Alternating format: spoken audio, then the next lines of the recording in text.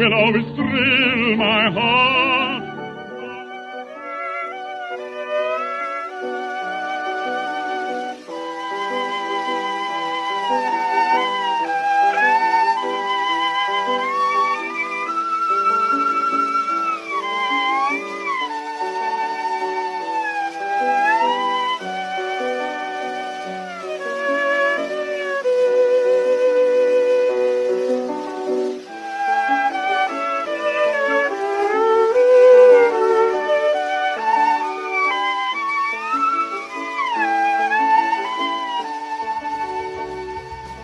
It's time now for Conversation Carte Blanche.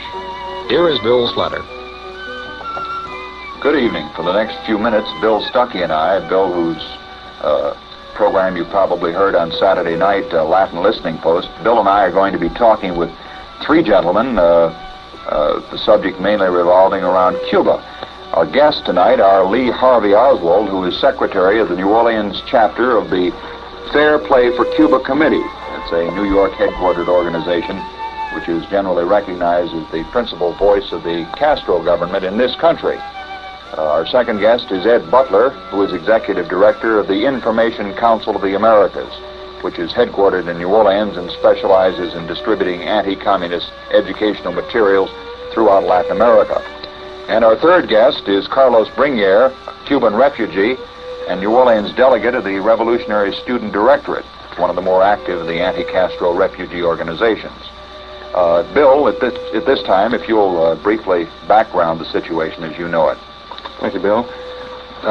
First, for those who don't know too much about the background of the Fair Play for Cuba Committee, for the several years in which it's been in existence, it has operated principally out of the East and out of the West Coast and a few college campuses.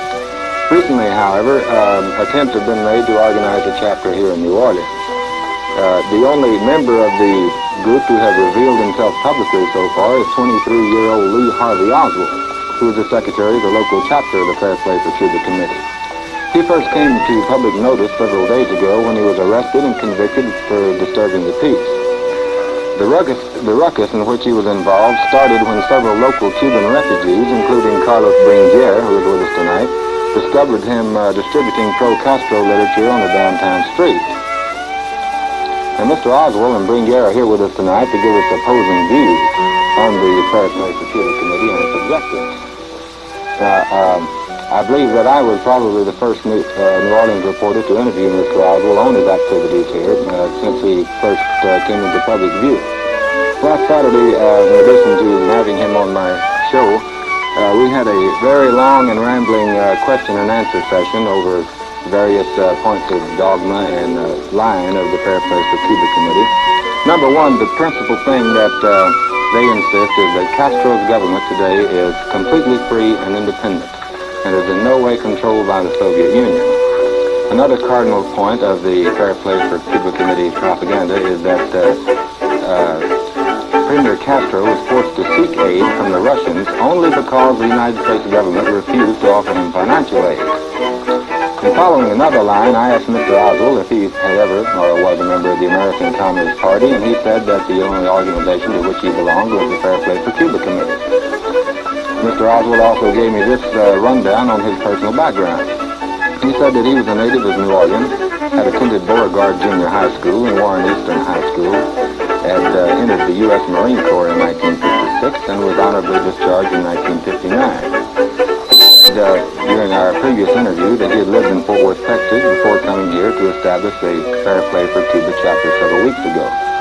However, there were a few items apparently that I suspect that Mr. Oswald left out of this original interview, which was principally where he lived between 1959 and 1962.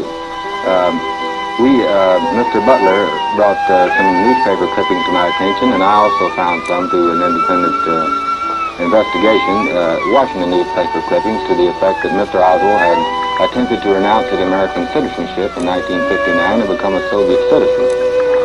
There was another clipping dated 1952 saying that Mr. Oswald had returned from the Soviet Union with his wife and child after having lived there for 3 years. Mr. Oswald, are these correct?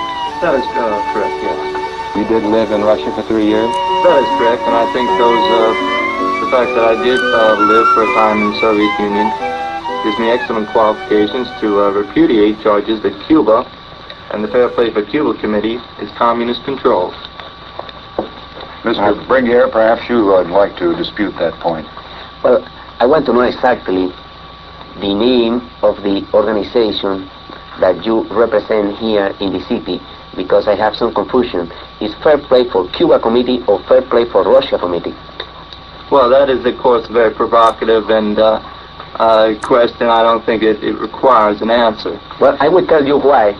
Because before the communists take over Cuba, Cuba was at the head of the Latin American countries, and I can show you that in Cuba, in 1858, every 37 persons has an automobile, and in Russia was 200 persons for one automobile. In Cuba was 6 persons for one radio, and in Russia was 20 persons for one radio. In Cuba was one television set for 18 persons, and in Russia was 85 persons for one television set. And in Cuba was one telephone for every 38 persons, and in Russia was one telephone for every 580 persons. Cuba was selling the sugar in the American market and was receiving from the United States more than $100 million a year over the price of the world market, and the United States was paying to Cuba that price in dollars. Right now, Cuba is selling the sugar to Russia.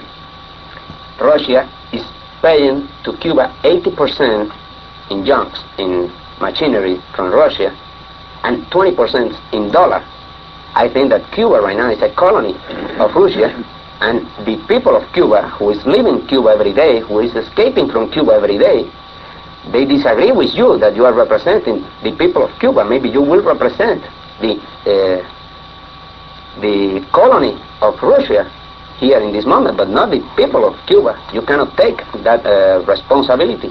Well, in order to give a clear and concise and short answer to each of those, well, let's say questions, I would say that the facts and figures from a lower country like Pakistan or Burma would even reflect more light upon Cuba in relation to how many television sets and how many radios and all that. This I do not think is a subject to be discussed tonight. The Fair Play for Cuba Committee, as the name implies, is concerned primarily with Cuban-American relations. How many people do you have in your committee here in New Orleans?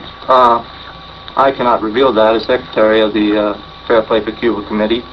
Is it a secret society?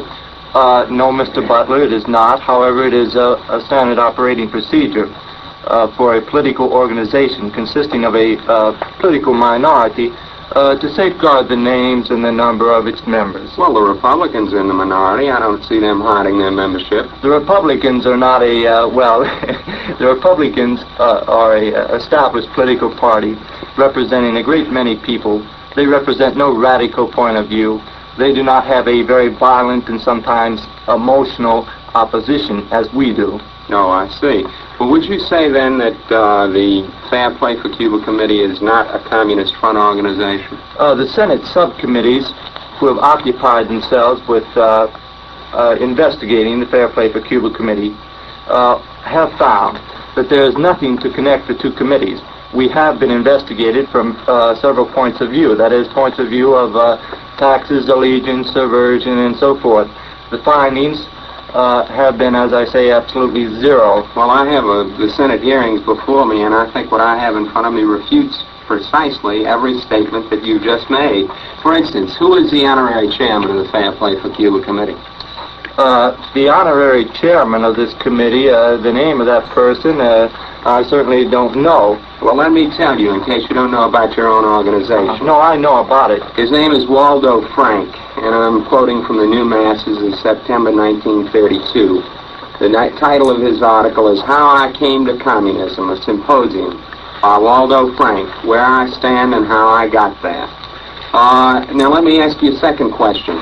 Who is the secretary of the Fair Play for Cuba Committee, the national secretary? Well, we have a national director who is Mr. V.T. Lee, who has recently returned from Cuba, and because of the fact that the United States government has imposed restrictions on travel to Cuba, he is now under indictment for his traveling to Cuba. This, however, it's very convenient for rightist organizations to drag out this or that literature purporting to show a fact which has not been established in law. I've said that the Fair Play for Cuba Committee has definitely been investigated. That is very true. I've also said that the total result of that investigation was zero. That is, the Fair Play for Cuba Committee is not now on the Attorney General's subversive